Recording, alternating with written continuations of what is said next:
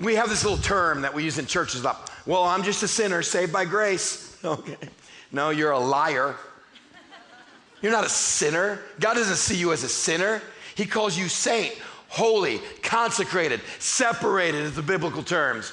You're adopted in the family.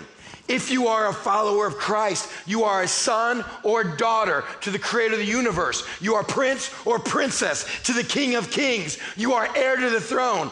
You are the most loved, most dangerous, most valuable people on the face of this earth. Not because of who you are, but because of whose you are.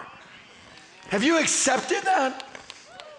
Are you allowing the sins of your past to create a lie of your present that you're still a sinner?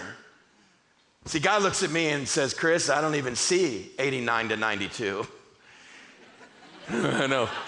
Some of you go, oh, there was this night.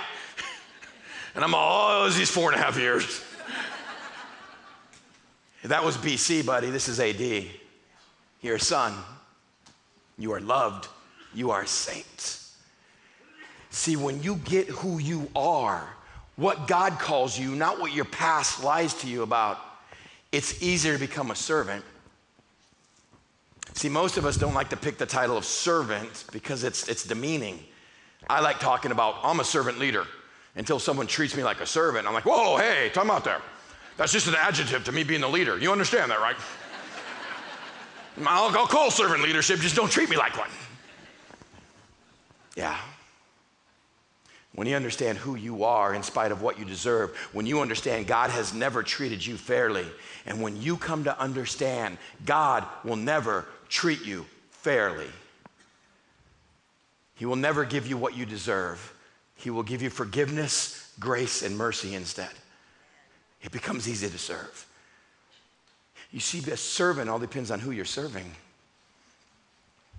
I got some friends up in the Bay Area, and since we're gonna be up here, I made some calls and said, hey, what's going on? Anything I can jump in on? They're like, dude, seriously? We can set something up for you.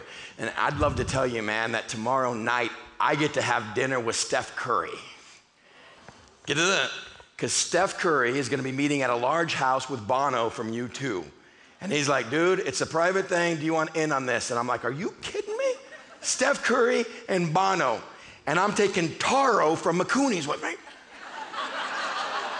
I'd love to tell you that it's just gonna be the four of us sitting at a table with my buddy, but here's the deal. We got food being brought in. None of us wanna be distracted by that. And if I came up to you and said, would you go with me? But here's the deal. You're not gonna sit with us. You can take pictures and stuff, but can you just serve us?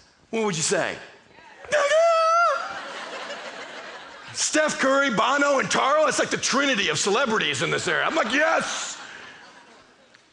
So you'd love to be a servant there, wouldn't you? Being a servant's not that bad. It all depends who you get to serve. Most of us get more geeked up about serving Steph Curry than Jesus Christ. And Paul says, I know who I'm a servant of because I know who I was. I was head of a terrorist organization that killed Christians. I will serve that God that changed my life. I'd love to tell you I'm having dinner with them, but I'm not. I never will, and you'll never get to serve them. We got a higher title and calling on our life.